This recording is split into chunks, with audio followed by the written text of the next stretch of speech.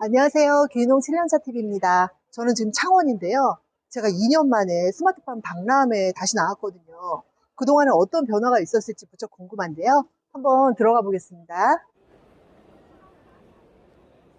안녕하세요. 저는 밖에서 봤을 때 이게 컨테이너 팜인 줄 알았는데 지금 이 옆에 보니까 이게 컨테이너가 아니네요. 컨테이너가 이제 우리가 알고 있는 컨테이너하고는 조금 모양이 다르죠. 그렇죠. 이제 채광이 들어올 수 있게 저희가 만들어 준 거고, 저희가 채광이 안 들어오는 제품도 있고 채광이 들어오는 제품도 있고 여러 가지 제품이 있습니다. 이런 형식의 음지형 작물을 키울 수 있는 햇빛이 들어오지 않는 그렇죠. 모양은 컨테이너랑 특히나 더 비슷하게 생겼죠. 네. 그래서 그렇게. 아니 그리고 여기 보니까 보통 수직 농장은 다 양액 재배잖아요. 근데 여기 뭐 토경인가요? 양액은 이제 영양분을 말하는 거죠. 네. 얘들은 이제 양액을 줘야 됩니다. 그래서 양액이 점점 라인이 들어가야 되는 건데 여기 네. 샘플 형식이라서 네. 저희가 깔진 않았던 거고, 이건 이제 양액이 들어가야 됩니다. 그래서 영양분은 어차피 관수로 해서 관주로 들어가겠지만 맞습니다. 지금 전시된 대부분의 수직 농장 보면은 흙이나 이런 거 배지 하나도 없이 뭐 담수형이라고 하나? 뭐 물로만 하는 경우가 많잖아요. 저희는 흙으로. 실제 삼토로. 완전 있는 흙이 아니고 영양분이 배합되어 있는 삼토로 이렇게 키우고, 그 배합비를 저희 회사에서 별도로 연구를 해서 만들어낸 거고, 네.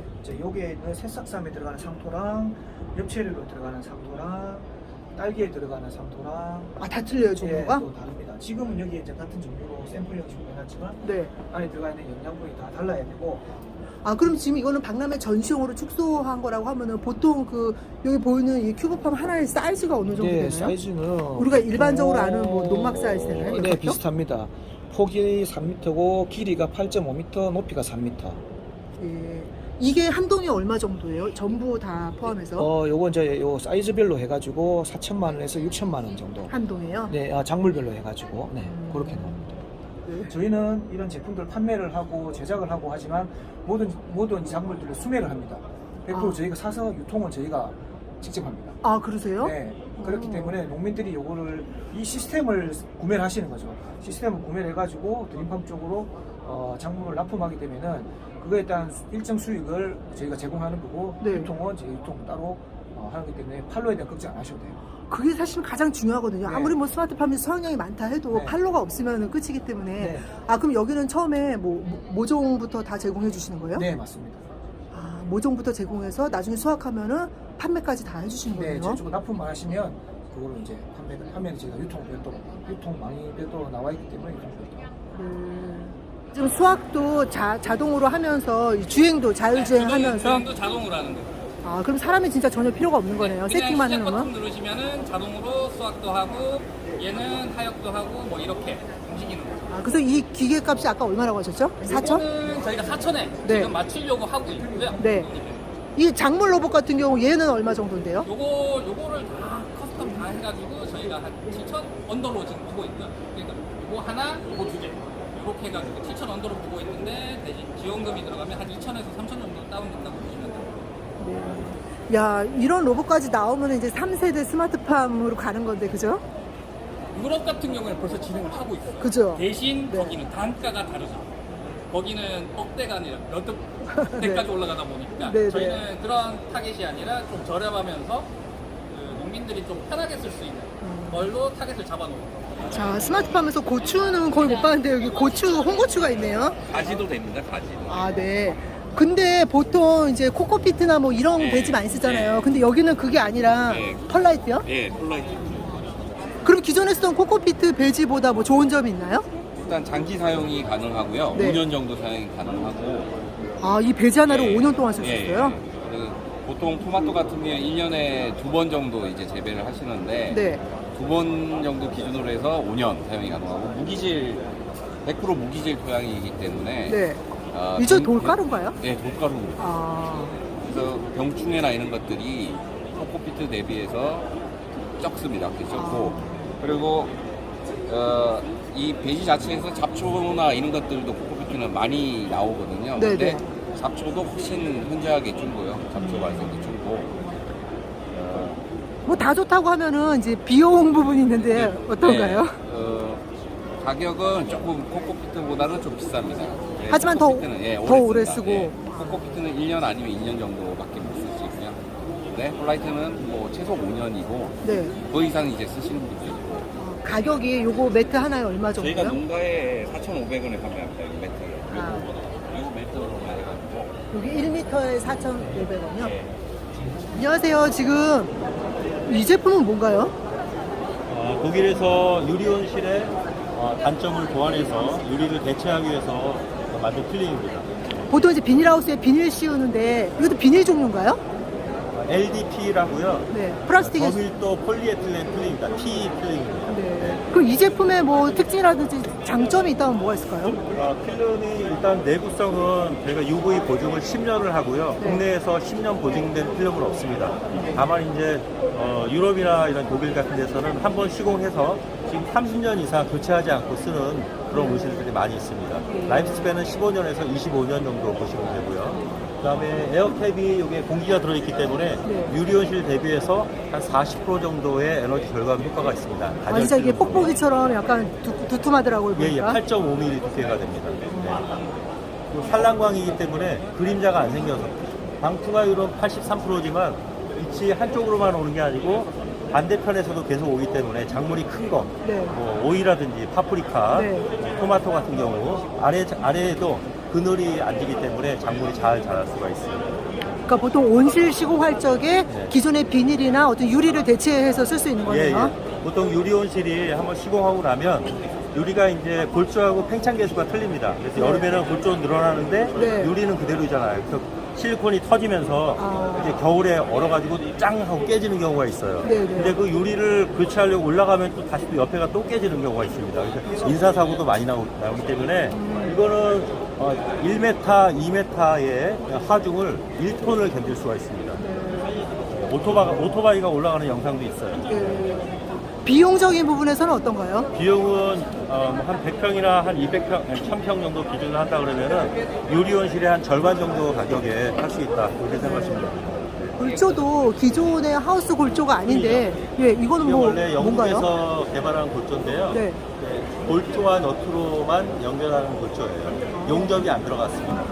그래서 이 자재는 포스맥이라고 네. 녹방지가 20년의 보증이 되는 포스코에서 만든 골조예요. 녹이 안 씁니다. 그리고 이걸 영국에서 걸쭉 골조가 큰 건데 네. 그거를 300mm와 220mm짜리를 온실형으로 저희가 100mm로 줄여가지고 사이즈를 줄여서 만든 겁니다. 네. 이런 건 혹시 자재만 있으면 셀프 시공도 다 되나요? 셀프 시공이 다 가능하고 네. 시공했는데 만약에 임대 땅에다가 네. 시공했는데 자기 땅으로 이전하고 싶다. 네. 다 풀어서 그대로 똑같이 만들 수가 있습니다. 조립식이네요. 네, 여기가. 조립식. 이쪽에서 안에 한번 들어가 볼까요? 되게 튼튼해 보여요, 봤을 적에는. 이게 지금 몇 평 정도 되나요? 이게 3 곱하기 6 사이즈에서 농막이 보통 6평인데 이건 네. 5.4평입니다. 아, 네. 이 사이즈로 만든 취지는 네. 간단하게 쉴 수도 있고 네. 그다음에 균형기촌에서 네. 이제 땅을 부지를 크게 사기 전에 네. 이제 작게 사서 수경재배도 한번 해보고 그런 다음에 1, 2년 정도 습득을 해본 다음에 그냥 자기 부지에다가 크게 스마트팜 시설을 하면은 쉴 수 없이 지을 수가 있겠죠.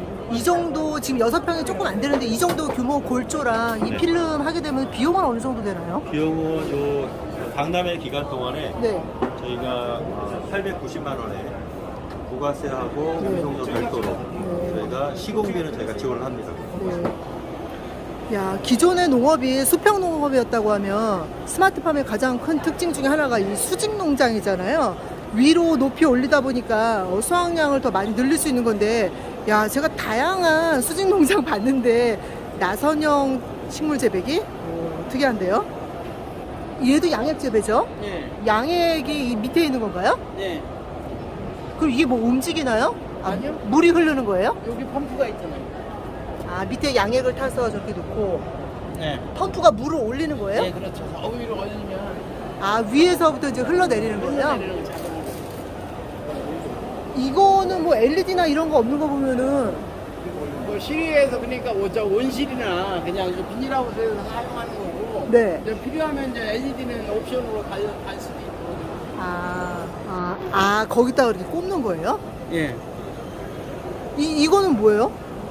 상토예요? 우리가 일반적으로 용달차에 쓰는? 그냥 모양.